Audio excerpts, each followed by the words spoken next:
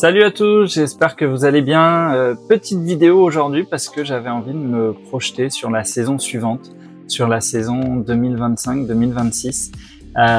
On est en pleine période de free agency, on a eu la draft, on a déjà quelques transferts et j'avais envie de me poser la question à quoi vont ressembler les spots sur les collections, alors plutôt tops parce que vous le savez, c'est eux qui auront la licence sur la NBA l'année prochaine, mais pourquoi pas aussi sur quelques collections Panini assez sympas. Mais à quoi vont ressembler les spots de chaque équipe? Voilà, se dire finalement j'allais chercher les cartes de Sacramento, mais comme il n'y a plus tel joueur, ça ne m'intéresse plus, et par contre telle équipe me donne envie. Alors bien sûr, ces cartes sont pas prêtes de sortir tout de suite. La saison NBA va commencer, je pense, fin octobre, début novembre. Donc ces cartes, on ne les aura pas avant au moins, je pense, la fin de l'année. Donc c'est une projection très très tôt, d'autant plus que tous les transferts n'ont pas eu lieu.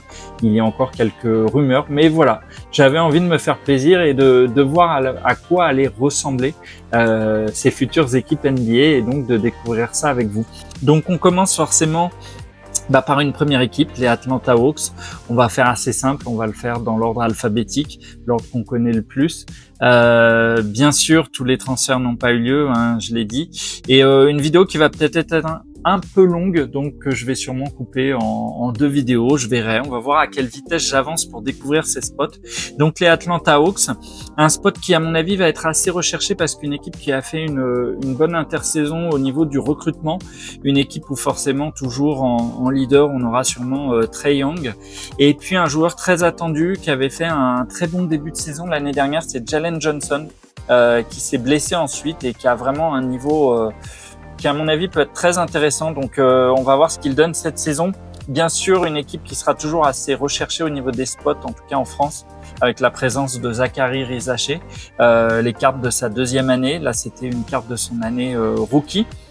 Et puis un jeune aussi qui a fait une saison assez énorme, Dyson Daniels. Donc vous voyez là déjà, je viens de vous sortir 4 noms.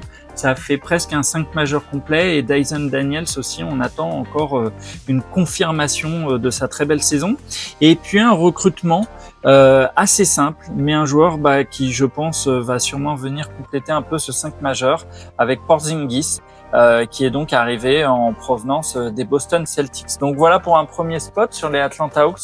Moi, je pense que c'est une équipe qui va être assez recherchée, mais je pense que ce sera pas dans le top 5 des équipes les plus recherchées, donc forcément aussi des spots qui vont être les plus chers sur les box breaks. C'est ça aussi de se dire, est-ce que je vais chercher les cartes de telle équipe, sachant qu'à chaque fois, il va falloir que je paye 4 fois plus cher que les Sacramento Kings.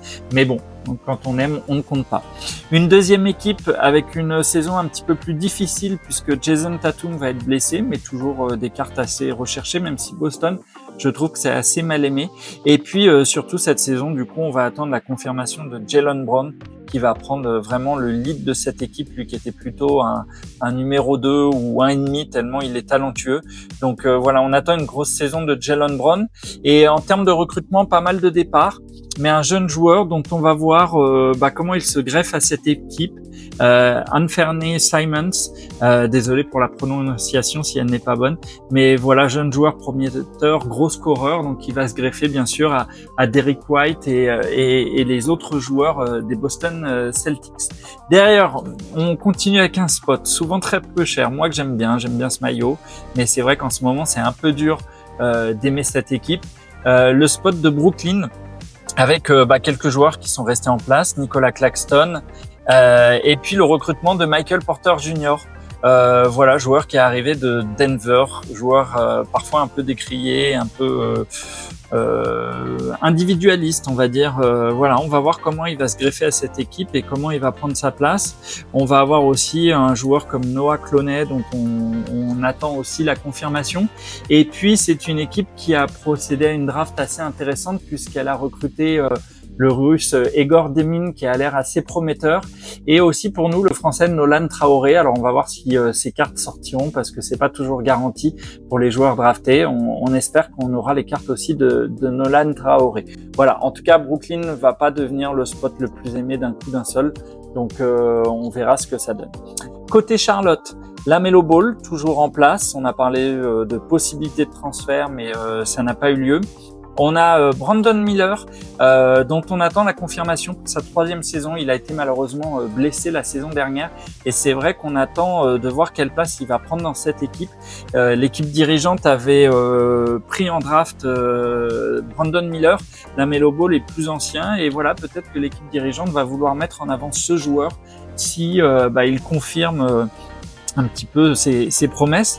Derrière, pour nous, chez les Français, on espère que Tidjane Salin va pouvoir prendre aussi un peu plus de place, une saison un petit peu difficile, et puis une draft intéressante avec moi, un joueur, alors j'aurais préféré peut-être qu'il aille pas à Charlotte, mais je pense que c'est un futur très très bon, Knuppel, qui jouait avec Cooper Flagg et qui a été drafté à Charlotte, et je pense que ça va être un joueur très très précieux, vraiment un gros travailleur. Donc on va voir ce que va donner cette équipe de Charlotte, mais pareil, je pense que ça ne va pas devenir un des spots les plus recherchés. Comme le spot suivant d'ailleurs, Chicago, spot sur lequel on a toujours un peu de mal à comprendre la construction de l'équipe, avec bien sûr Kobe White, et puis un joueur qui a rejoint cette équipe. Alors pour moi c'est important, c'est ce qui fait que je prendrai peut-être quelquefois le spot Chicago Bulls. C'est Isaac Okoro qui a rejoint donc les Chicago Bulls après un long passage à Cleveland, là où il avait été drafté. Et puis dans cette équipe, bien sûr, on attend la confirmation de Blues Ellis. C'est un joueur qui a eu une grosse hype, et voilà, on va voir comment il va nous confirmer cette saison ou non les attentes qu'on a placées sur lui pour sa 2e saison. C'est aussi une équipe où on espère avoir les cartes de Noah Essengue, qui a été drafté, joueur français. Donc forcément, ces clubs où on a des Français qui ont été draftés vont être des clubs assez recherchés. Mais encore une fois, je pense que Chicago Bulls va pas devenir un des spots les plus recherchés. Vous l'avez compris depuis le début, c'est peut-être Atlanta, mais je pense que ce ne sera pas dans le top 5 des clubs les plus cherchés au niveau des spots. Un autre club intéressant qui a fait une bonne saison, qui malheureusement a un peu raté ses playoffs, qui s'est pas métamorphosé complètement, mais toujours avec des bons joueurs, donc Donovan Mitchell, All-Star, derrière Evan Mobley, sur lequel on attend aussi beaucoup, qui a fait une très grosse saison, avec le duo, on le verra après, mais en arrière plutôt avec Darius Garland, et dans la raquette avec Jaren Allen. Ça fait une équipe très complète, donc on va voir ce que donne cette équipe. Elle est venue se compléter aussi avec l'arrivée de Lonzo Ball. Je disais qu'Isaac Okoro a rejoint Chicago, Lonzo Ball a rejoint Cleveland, donc sûrement en doublure de Donovan Mitchell. Voilà, encore une fois, une équipe pour les fans de Cleveland, pas de problème. Pour les autres, je suis pas sûr que ça va être très très recherché. Là, un spot, effectivement, que moi je place dans le top 5. Il n'y aura plus les cartes de Luka Doncic, c'est sûr. Il y aura toujours les cartes de Kyrie Irving, qui on espère va revenir très vite de sa blessure. Klay Thompson, qui est là pour compléter le 5 majeur. Derrière, un autre jeune dont on attend beaucoup, qui prend beaucoup de place dans la raquette, Derek Lively 2.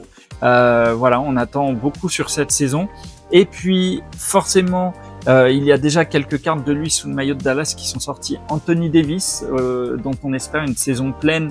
Et ça faisait déjà une belle équipe, assez décriée quand même, parce que forcément, on se disait que cette équipe était plus forte du temps de Luka Doncic. Mais une équipe qui a donc profité de la draft pour recruter Cooper Flagg, qui est le numéro 1 de la draft, à qui on promet un très gros futur, et qui va être donc la carte rookie probablement la plus recherchée cette année. Et ça fait pour moi de Dallas un des spots qui va être les plus recherchés cette année, et c'est pour ça que du coup je vais placer cette petite carte de Dallas ici. On va essayer en fait de se construire un petit top 5, et on verra ce qu'il en est après. Alors je vous ai sorti les vieux logos sur ces Fleer 95-96, mais je pense qu'on s'y perd pas, il y a écrit Dallas, mais pour moi Dallas va être forcément un des spots les plus recherchés cette année. On continue toujours sur la lettre D, un spot que moi j'ai beaucoup recherché cette année. On verra si je vais chercher l'année prochaine, mais un spot qui forcément aura quelques fans, avec toujours la présence de Nikola Jokic. Et puis en plus pour moi, Denver, c'est l'équipe qui a fait le meilleur recrutement cette année. Alors toujours avec une base solide, Jamal Murray qui tourne toujours autour de Nikola Jokic. Pour moi, un joueur qui va encore plus exploser cette année, peut-être je me trompe, mais Christian Braun, en concurrence avec Westbrook l'année dernière. Cette année, je pense qu'il aura le terrain libre, il apporte une énergie, il s'entend bien avec Jokic. Et voilà, le recrutement avec l'arrivée de joueurs super, je trouve, au niveau de la complémentarité pour tourner autour de Nikola Jokic, avec Cameron Johnson qui vient des Brooklyn Nets, avec Jonas Valanciunas qui va permettre, quand on sort Jokic, d'avoir un super pivot derrière, un gros bosseur. Voilà, il aura peut-être pas beaucoup de minutes de jeu, mais on sait que ça va être solide. J'ai rien contre DeAndre Jordan, mais ça commence à être un peu limite. Tim Hardaway Jr., super shooter, on lui donne la balle, il met son 3 points, pas de problème. Bruce Brown qui revient, qui avait été un joueur ultra important pour le titre de Denver, donc qui va s'intégrer très rapidement dans l'équipe.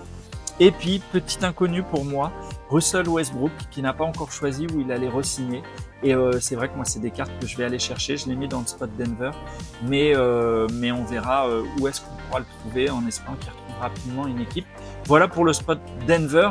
Alors, pour moi, ça va pas être dans le top 5. Denver, c'est assez mal aimé souvent. Et donc, on verra ce que ça donne, mais je pense que ce sera pas le spot le plus recherché. On continue donc avec Détroit, une équipe qui a fait une très belle saison l'année dernière, des playoffs pour eux. Et voilà, on espère qu'on va confirmer. C'est souvent dur, l'année de la confirmation. On espère que Cade Cunningham va rester avec son niveau All-Star. C'est vraiment le joueur star de cette équipe. Donc voilà, une équipe moi où j'aime bien, Jalen Duren, qui va prendre une année de plus, qui je pense va s'imposer encore plus, qui apporte une énorme énergie dans cette équipe.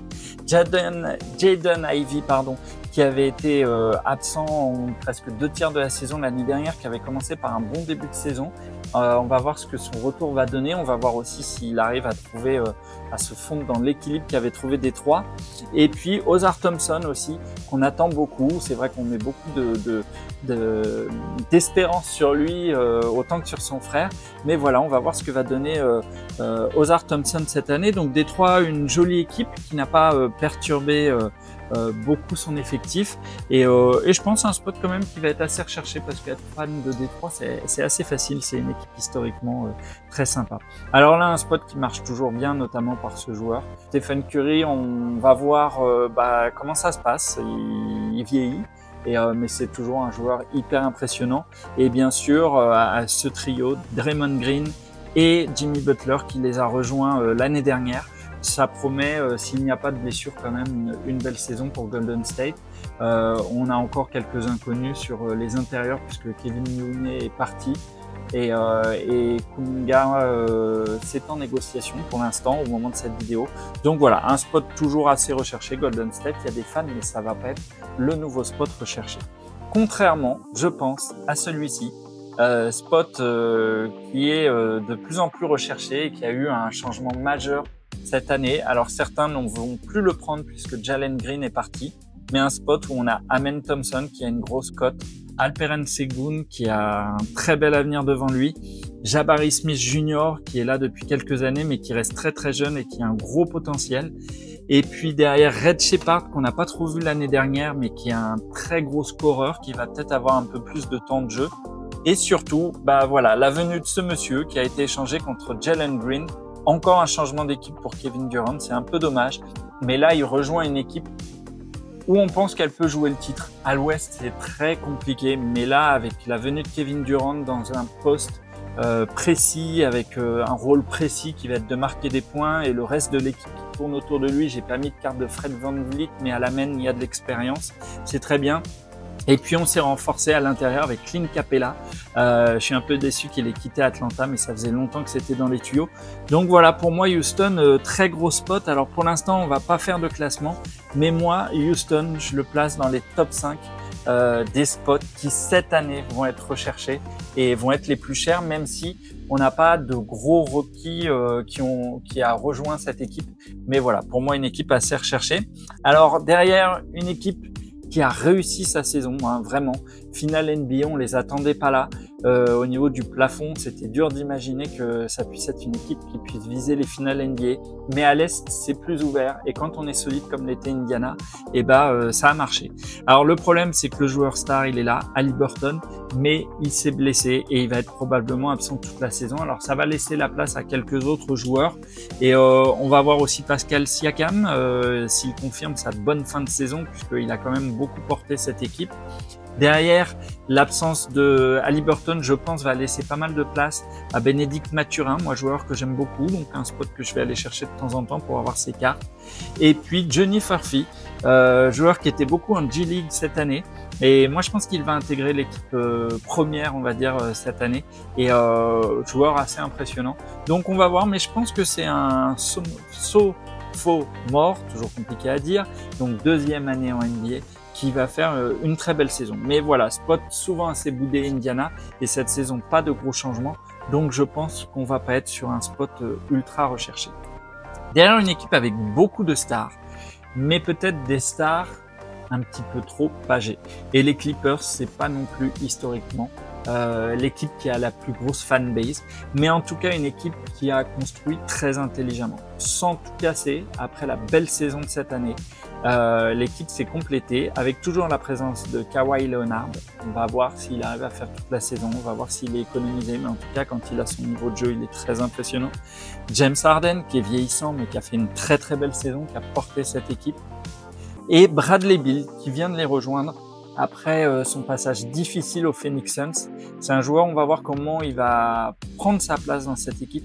Moi, personnellement, je le verrais bien en 6e homme. C'est quelqu'un qui aime porter la balle, qui aime avoir la balle, et ça va être dur de jouer en même temps que Harden et Leonard. Et je pense que c'est quelqu'un qui va rentrer pour apporter son impact, son scoring. Donc plutôt en 6e homme, mais en tout cas, une recrue qui peut être intéressante. John Collins aussi, un joueur intéressant. S'il trouve bien sa place, s'il trouve bien son rôle, c'est quelqu'un de solide. Brook Lopez, toute l'expérience, il est vieillissant, mais c'est quelqu'un qui écarte les lignes, qui est capable de prendre des 3 points, donc qui va ouvrir l'espace dans la raquette quand il joue. Voilà, un joueur vraiment d'expérience. Chris Paul, n'en parlons pas, pardon. Retour aux Clippers, son équipe de cœur. Et voilà, pour une dernière saison peut-être, avec des changements ces derniers temps, puisque le maillot de Golden State sur les Spurs, et maintenant il est aux Clippers. Mais Chris Paul, voilà, c'est un joueur important dans le vestiaire. Nicolas Batum, pour nous, français, qui re-signe là-bas. Et voilà, une équipe de Philadelphie de Philadelphie, c'est le maillot de Nicolas Batum qui prête à confusion, qui me fait bégayer. Une équipe des Clippers ultra complète et qui va être vraiment sérieuse à l'Ouest et qui va embêter pas mal de monde. Maintenant, je pense pas que ce sera suffisant pour aller au titre, surtout à l'Ouest, en tout cas en finale. Voilà, un beau spot, mais je pense que pareil, ce sera pas le spot le plus recherché, fanbase difficile du côté des Clippers, alors que la fanbase du côté des Lakers, elle est présente depuis des années. L'histoire des Lakers, un monsieur qui attire beaucoup de monde aussi, LeBron James, qui devrait rester aux Lakers. Attention, on n'est pas sûr de ça.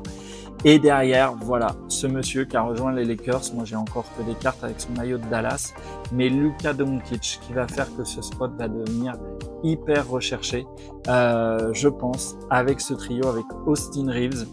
On parle de rumeurs comme quoi Austin Reeves et LeBron James ont du mal à accepter l'arrivée de Doncic. Moi, je pense que c'est absolument pas le cas. On sent qu'ils s'éclatent entre eux. En tout cas, Austin Reeves, très très bon joueur qui a énormément progressé. On a complété cette équipe avec un joueur qui a un peu fait une saison blanche, qui vient de Memphis, mais Marcus Smart, gros défenseur. Là, les joueurs dont on a parlé sont pas des très gros défenseurs, donc c'est important de compléter l'équipe avec ça. Et puis un joueur, la réussite des Lakers, à mon avis, va dépendre beaucoup de ce joueur, de l'envie qu'il met, de comment il s'intègre. DeAndre Ayton, un super intérieur, mais parfois compliqué. Et là, ça peut faire un super 5 majeur. Donc, DeAndre Ayton va être très important pour les Lakers. Et forcément, les Lakers, LeBron James, Doncic, pour moi, ça fait un spot qui va être ultra recherché l'année prochaine. Il faudra ouvrir le porte-monnaie pour pouvoir trouver les cartes de cette équipe. On continue avec une autre équipe qui s'est pas beaucoup transformée, les Memphis Grizzlies, avec ce joueur, Ja Morant, très recherché. Un petit salut au passage à David, fan de ce joueur.